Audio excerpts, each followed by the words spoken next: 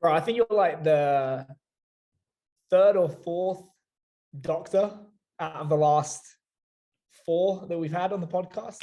So we're making a habit of it. Glad to have you on. Doctor in progress. Oh, my bad. Right. Soon to be. I always feel bad when someone like calls me that. It's just, they say, "Yo, Dr. Brooks." I always have to clarify it, because if I don't, then I look like a jerk, for not correcting people. How much longer do you have to go? 2 years. 2 years. And you've been doing it for 1, 2? I'm about to finish up my second year of the PhD program. I know some people that like stretch it out to like 7 or something, like part-time. Say again? I've met people that have stretched it out like over 7 years. Yeah, some people have to. So the way our program works, I kind of came in with a head start because I've worked in the lab that I'm in, the Locomotor Performance Lab at SMU. I've worked in there since I was in undergrad, right? So yeah. I years as an undergrad researcher in that lab, went away for a master's degree, continued doing research with the lab on a collaborative basis, and then came back for the doc program. And it's been 2 years since I've been back in the lab officially. And the way it works, it's an apprenticeship model. And so we have to be there all the time. It's a full-time gig. And so I get paid a compensation for research I do. And then I have some coursework requirements that are almost done. This is the last year where I actually have coursework requirements. But they're not insane. Like, I'm just taking like doc level biomechanics right now. And it's literally just me, one other doc student, and Dr. Wayne, and we just kind of sit there for 3 hours and we just get our brains fried. It's nice, but So was the coaching what, like, your original intent, and then you had to change your heart about being a coach, or was it just like I'm just going to go off and do this for a little bit, and you always had it in your mind to be a researcher? So it kind of started out, I actually started out in the fitness world, right? So I was a personal trainer at the very beginning, but that was just because I was young. And when I discovered that there was a such thing as an athletic performance specialist coach, you know what I mean? Like when I learned that was even a profession, because when I was playing college sports, we didn't have a strength and conditioning coach. We didn't have it. So we kind of had to fend for ourselves a little bit. And then I discovered that was a thing, and I was like, that's pretty cool. And so rather than continue down my athletic journey, I decided I want to be involved with, making athletes better, but not just in my sport, in all sports. And then as I started learning more and more about athletic performance and realizing there's a lot of science here involved, and I really wasn't content with being one of those coaches that, I only care about being in the weight room and doing this and that. I don't really care about the science. That wasn't really good enough for me. And so that kind of turned into, okay, well, I want to be one of those guys that knows the science, and I want to be one of those guys that does the research and pushes the science forward. And so very early on, I decided I want to do a PhD one day. I want to do research. But I always kind of said I want to keep coaching though too. I want to have my both sides of it. And so I continued doing the fitness stuff, but also private sector coaching, finishing up my undergrad, did a couple of Division I internships, strength and conditioning, and then I was a assistant performance coach at a private high school up in Pennsylvania during my master's work. And so up until about 2 years ago, I had been coaching the whole time. But with this PhD program, the apprenticeship model, it's a full-time thing. I really don't have the time to be coaching right now. It's really all research all the time. But that's something that I've considered going back into, maybe when I finish my doc work or when I have a little bit more time in my schedule. Who knows? We'll see. It was always fun, but yeah, very early on, I wanted to be a researcher, and I'm kind of executing that 5-10 year plan, and so far so good. How would you describe, so for those who don't know, fair to say that SMU Locomotor Lab is like the lab for sprint research in the world. How would you describe the mission, or like the kind of like intellectual direction of the lab to people that are not familiar? So our lab is directed by my mentor, Dr. Wayand. He's been my mentor for about 6 years now. Ken Clark came through that lab. That's where he got his doc training under Dr. Wayand. So we're getting similar training. I would say the goal of our research in the lab is we explore and investigate the interaction, the relationship between force, motion, and energy systems at the whole body level. And so we do a lot of sprint research, but it's not just sprint research. We're the Locomotor Performance Lab, right? So there's walking involved, jogging, and sprinting. And the bulk of my research focus has been on sprint acceleration.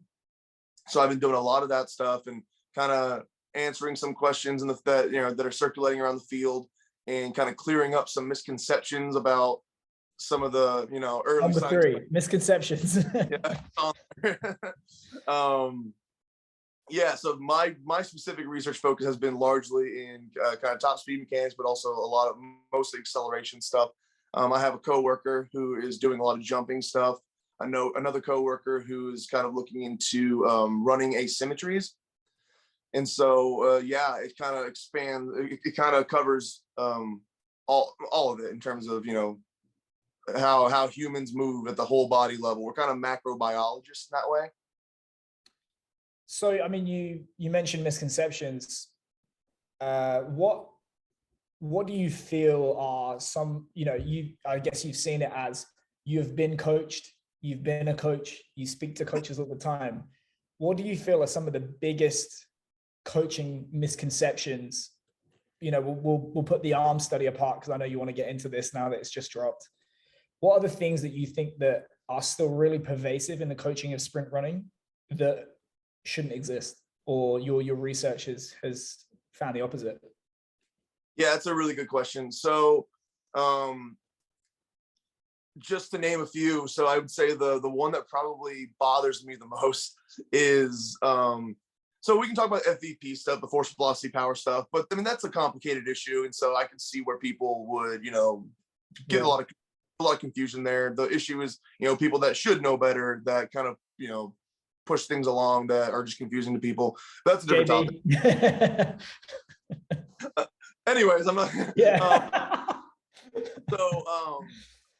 The one that probably bothers me the most is the dichotomy, or the supposed dichotomy, between elastic athletes and forceful athletes. And they talk about sprinting, and that guy he's more force driven, and that guy he's a more elastic guy. It's they're not mutually exclusive. In fact, you would find the guys who are applying the most force to the ground are the more elastic guys. In order to be forceful, you have to be elastic, right? Because when you're sprinting at top speed, the muscles in the legs are when you're on the ground are working isometrically essentially, and it's the tendons that are restoring elastic energy. So those guys are highly elastic and highly forceful. So when people say forceful versus elastic, it's like, well, no, you're both. If you're one, you're the other. This is how it works. Is it fair to say that it's kind of like with the 4 coactives in sport? It's like if you want to be truly elite, you pretty much have to be a 9 or 10 out of 10 across the board. Right. Yeah. So where do you think that misconception comes from? Because obviously we have this like narrative fallacy where you can have 2 guys achieving, or girls achieving the same top speed, and you can have let's call it like people say the greyhound and the pit bull. You can have these highly muscular athletes, and then you can have individuals that are smaller, leaner, look more tendon driven, all that kind of stuff. And also I think sometimes you can hear the difference. Like when I've been on indoor tracks, you can hear people there's tons of noise when they hit the floor, and the others are relatively quiet. Where do you think that narrative comes from? That's a really good question. So you'll find this difference between I think a really good example to compare would be sprint runners versus sprint cyclists. So if you look at sprint runners, they're typically much smaller and leaner in terms of their stature, because they have to support their body weight against gravity when they're running, right? And so they're incentivized to not be carrying around extra body mass, even muscle. Like you don't want to have a bunch of muscle that you have to that you have to carry down the track with you, it's going to slow you down. It's going to make it harder to apply mass specific force, right? Because it's all about how much force you hit the ground with relative to your own body mass. So sprint runners versus sprint cyclists. Sprint cyclists, they don't have to support their body weight against gravity. The bicycle is doing that. And so you'll see they have these massive quadricep muscles because they're just applying force constantly onto the pedals.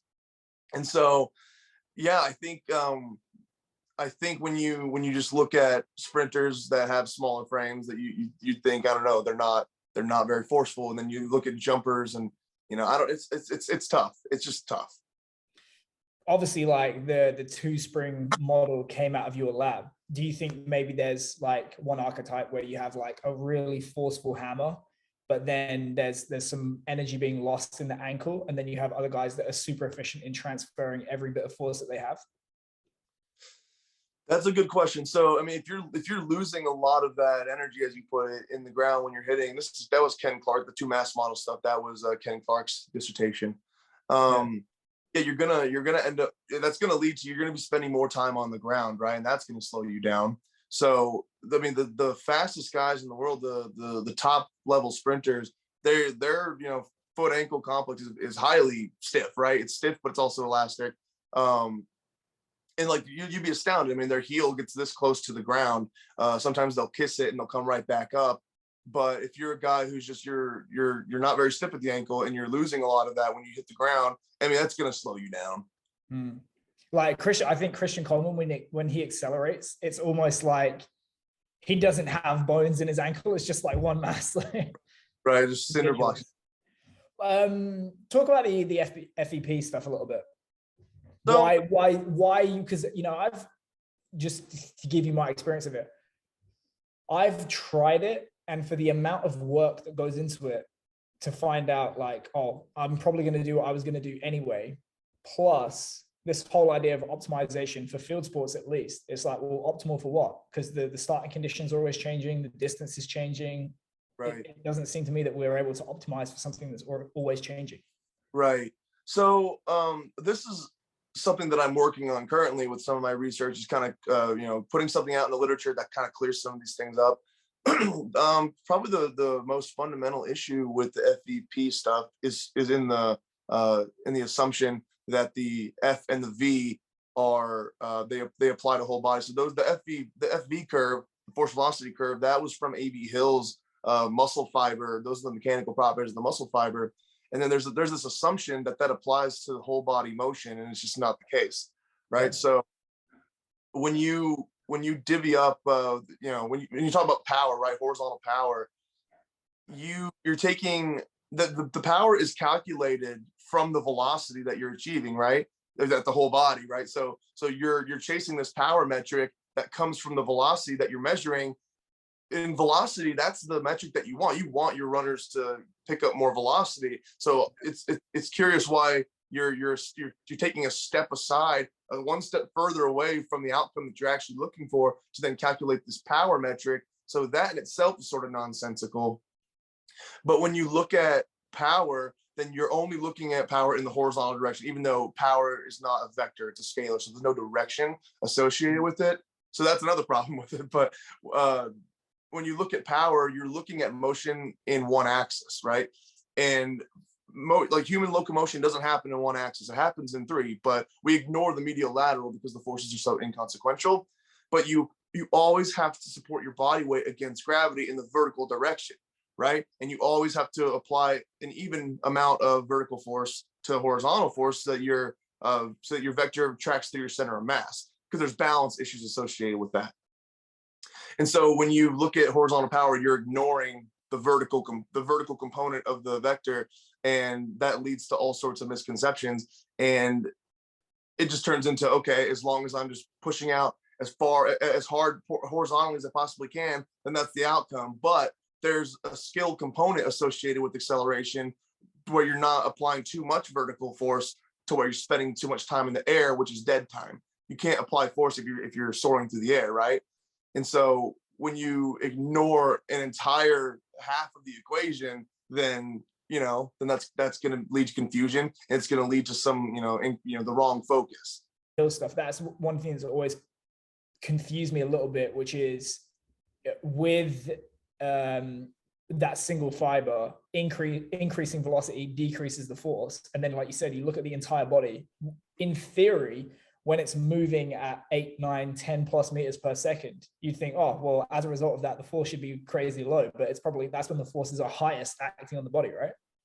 Yeah, that's a really, really good question. I'm glad you asked it. So this is stuff that's really being drilled into my head. Is so yes, the AV hills, the mechanical properties of muscle. You can't produce any force when the fiber is shortening at a high velocity. And when it's producing the maximum amount of force, it's usually isometric. Then there's no velocity happening because it's isometric. There's the assumption when you look at that force velocity curve, and you're like, oh, look, this exercise targets this exercise targets this part, this part. The curve, yeah. Surfing the curve. There's an assumption that those muscle mechanical properties apply to the whole body, and that's not the case. Look at sprinting. At top speed, I mentioned the muscles are acting largely isometrically when you're touching the ground, right? It's the tendons that are providing the energy return, right?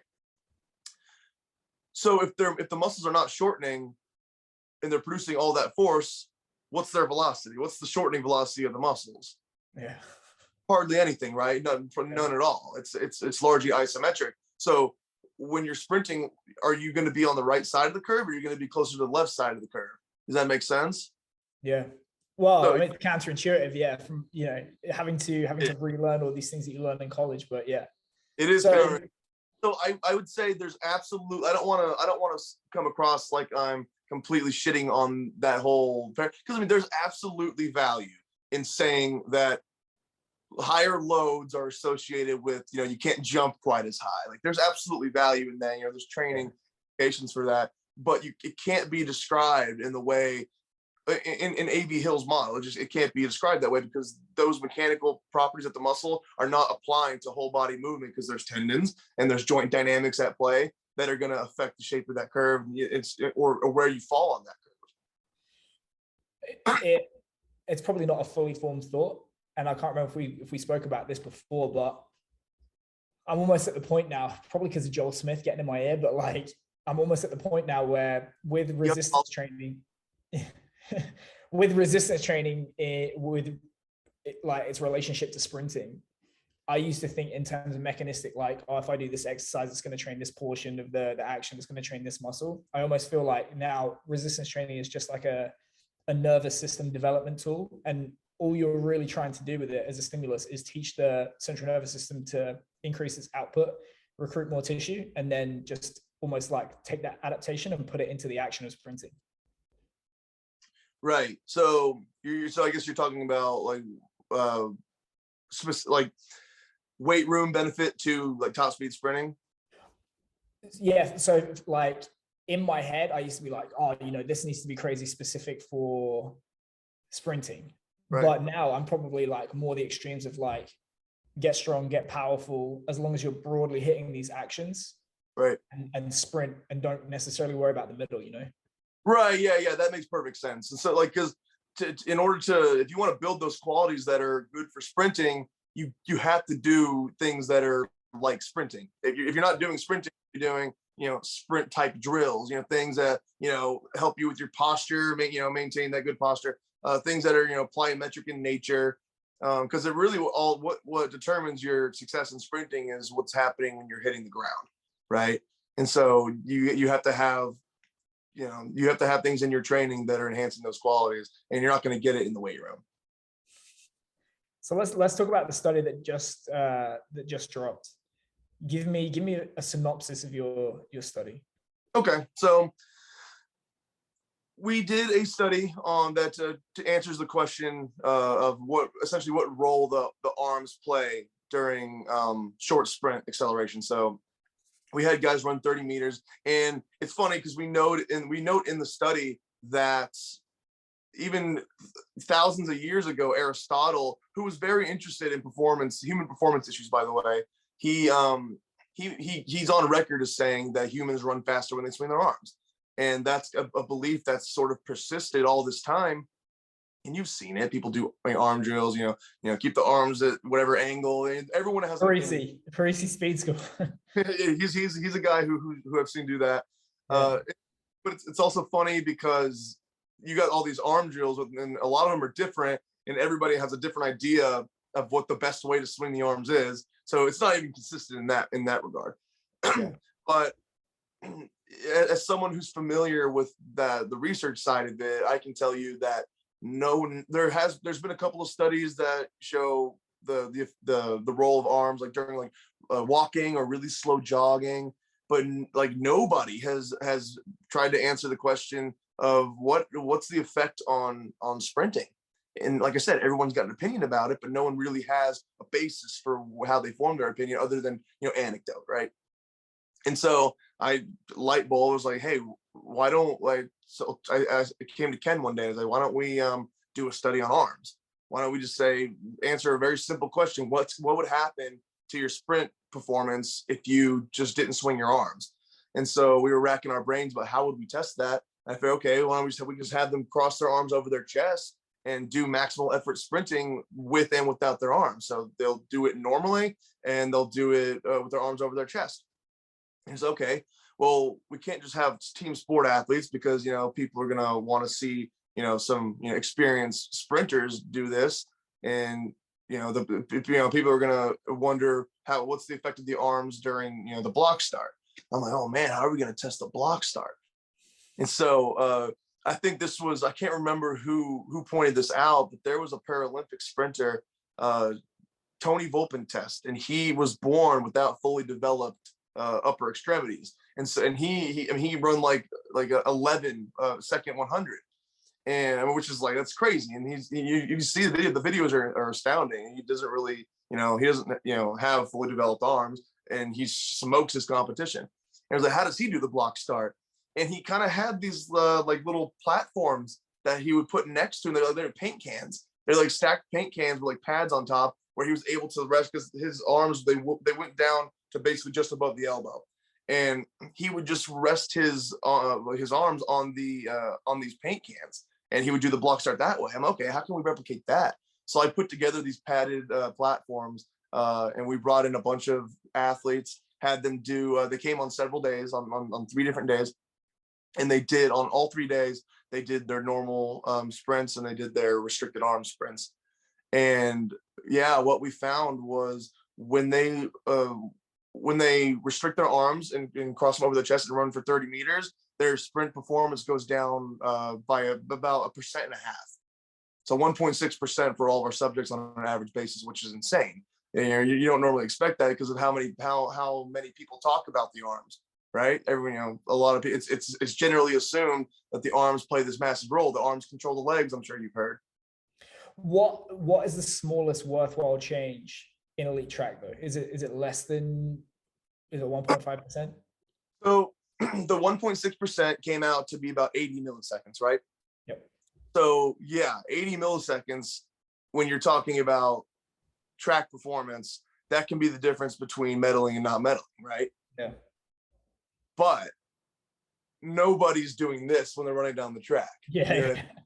If you're running down the track and you're doing this and you slow down by 80 milliseconds over 30 meters, yeah, don't do that, Yeah. Between your arms. But is there, if that's how small the difference is, my question is, how much are arm drills really helping? Why are we training it? Yeah. Right. Yeah. How much are they really helping, especially in developmental sprinters, like youngsters that are even collegiate level sprinters or high school field sport athletes? Because the second you add a ball or a fend or a jersey or something like that, it's out the window anyway, right? Yeah. If someone's running after you and you're worried about your environment, on the field side, there's so many other factors, first of all, in your environment that are going to affect how fast you're running, right? Yeah. And so many other things that are more important in determining your performance, force on the ground, for example, that worrying about something as inconsequential as the arms, especially when your performance only drops by 1.6% when you do this, then I'm not going to be the guy that says, oh, don't do your arm drills. I'm going to ask the question, how much value are you getting out of it? So in terms of drills. I forget who I spoke to. There's a guy in Australia, but he's doing his PhD in motor learning. And we were talking about drilling and the value of different types of drills. And the way that he summed it up is like, basically, if it's not a complete gait cycle and it's not kind of like emphasizing at least one of those attractors of sprint running, it's probably not going to transfer. So it kind of like reinforces the point of like, if you're sat on a box doing this with your arms, it's probably not doing anything. And even, you know, some of the other drills that you see, like lower body, it's like, it needs to be locomotion. It needs to be the complete skill. It just needs to be a little bit of a tweak. Right. Yeah. Yeah. Sorry, go ahead. No, so that's an interesting insight. Well, I mean, I think it's Daniel Cadillac. I'll be interested to see like his PhD when it comes out. But that's, you know, because one of the things that I struggle with, not that I struggle with, but like that I've observed is, like you said, why am I doing what am I doing?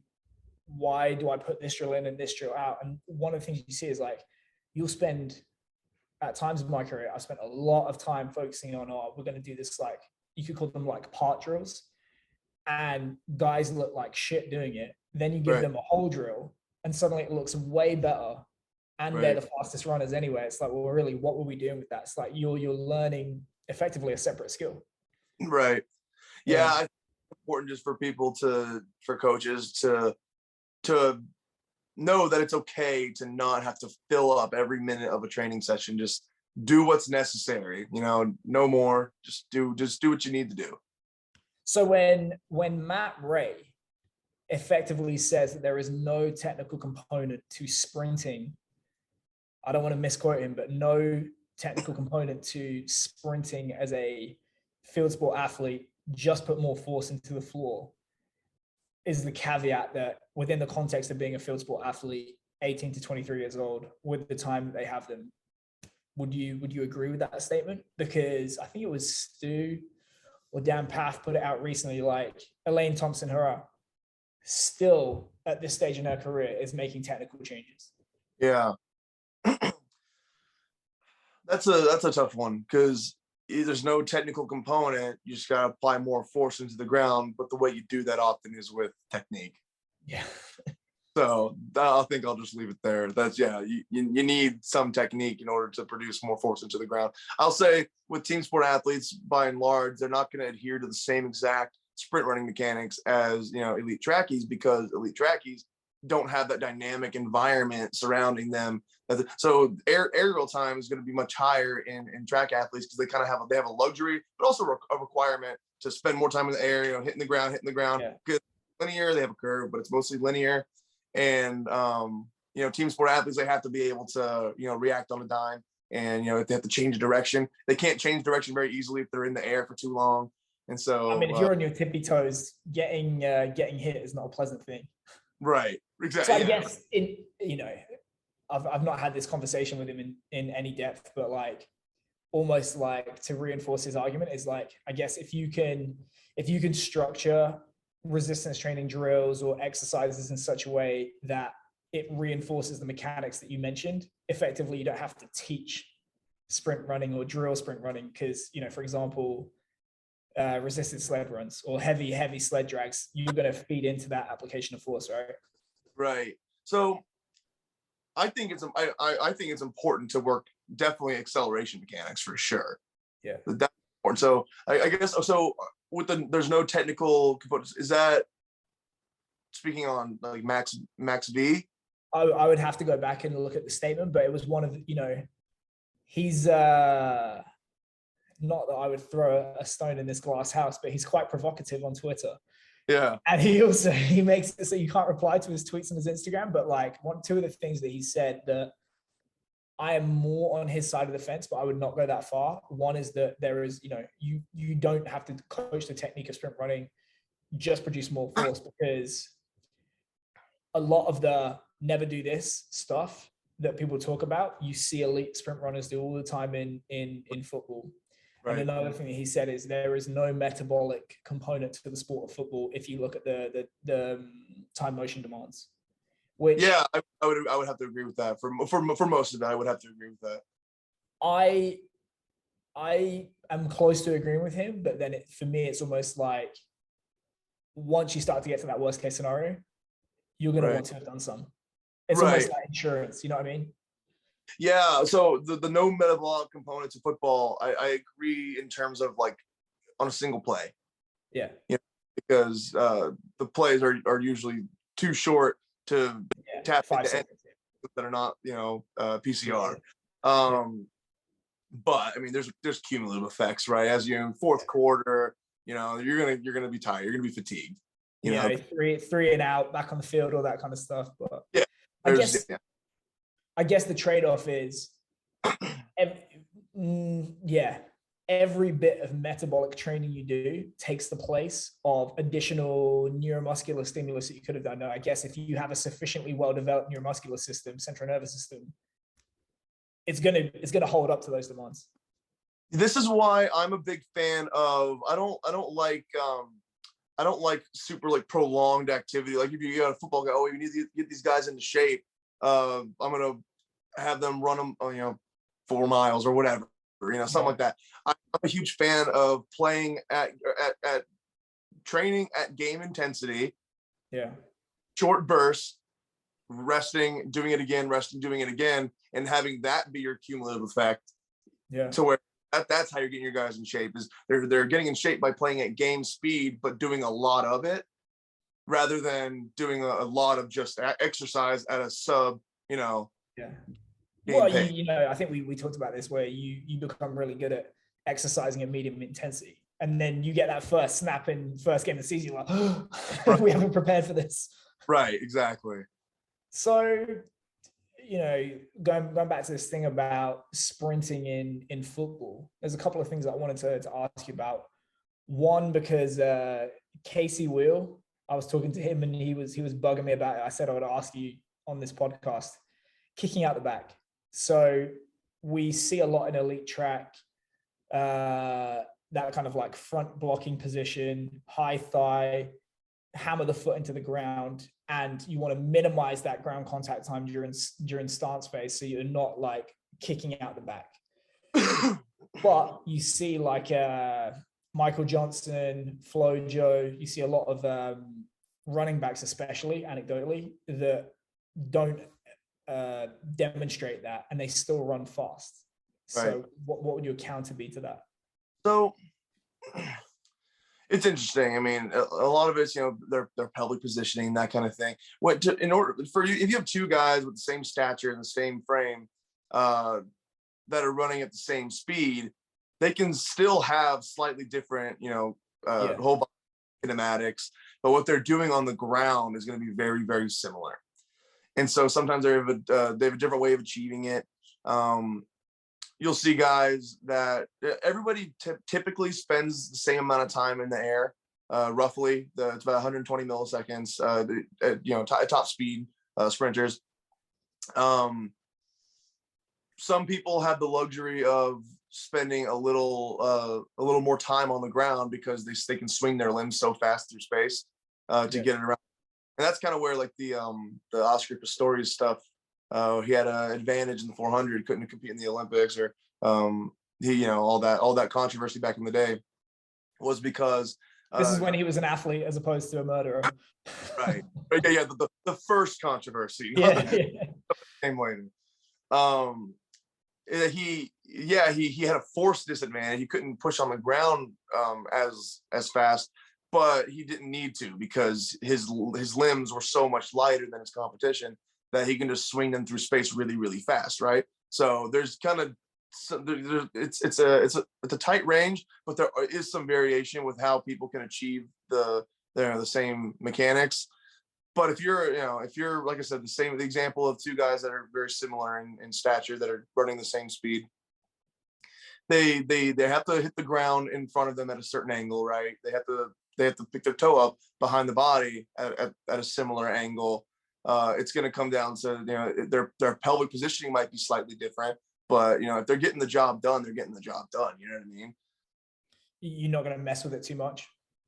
No, I mean, it's kind of like, so it's another example of, pick and choose what you want to try to address. Like, I have a colleague who's doing some asymmetry stuff I mentioned, And kind of where that stuff came from is, Usain Bolt has a severe force application asymmetry. So he has a force asymmetry when he hits the ground from limb to limb. He has a slight scoliosis in his back, and he has a leg that's 1 inch longer than the other.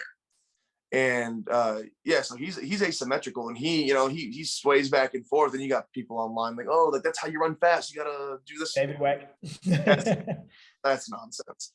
But I mean, are you gonna tell Usain Bolt, stop doing that?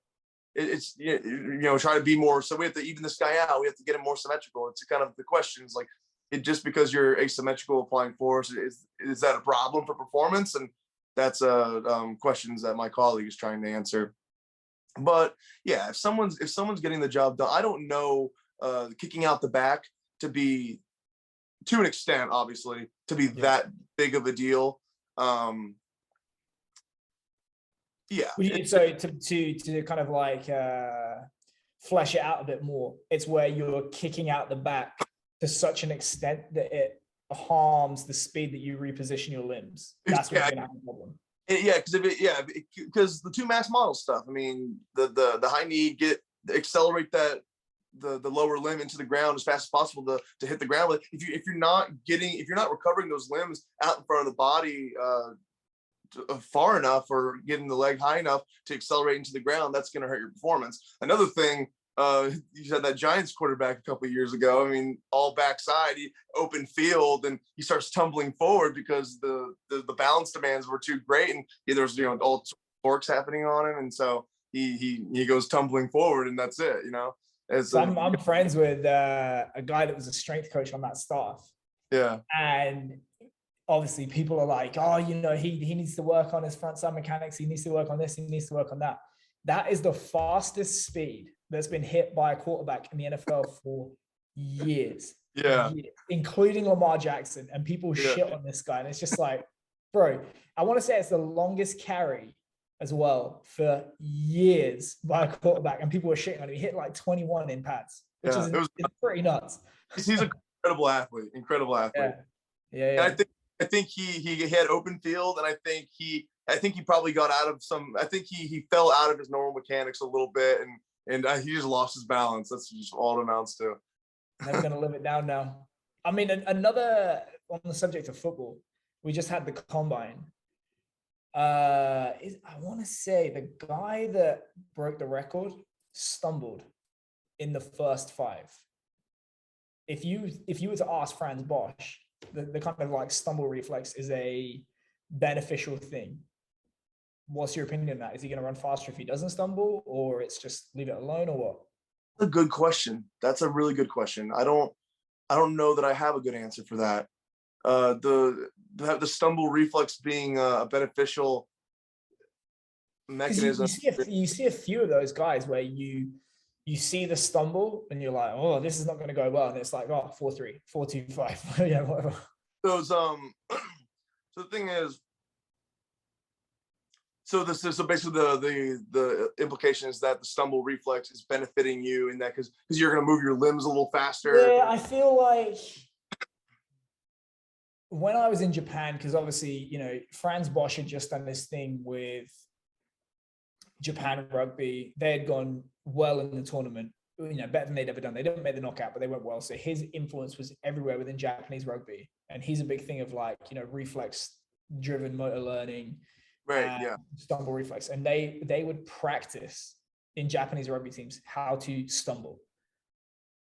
I'm not sure you can train a reflex, but yeah, it's one of those things where I don't think you can. Yeah, but I'm sure how would I phrase it? Like maybe getting used to taking it right to the limit allows you to walk it back a little bit so that you are orienting that force as horizontally as possible. Because I can tell you anecdotally, a friend of mine was watching Jonas coach one of his athletes, and they practiced, he said, most of the session on starts, and my friend told me that it was like stumble, fall, stumble, stumble, stumble. And it took him an hour basically to find just where the limit was. and then pull it back a little bit from there.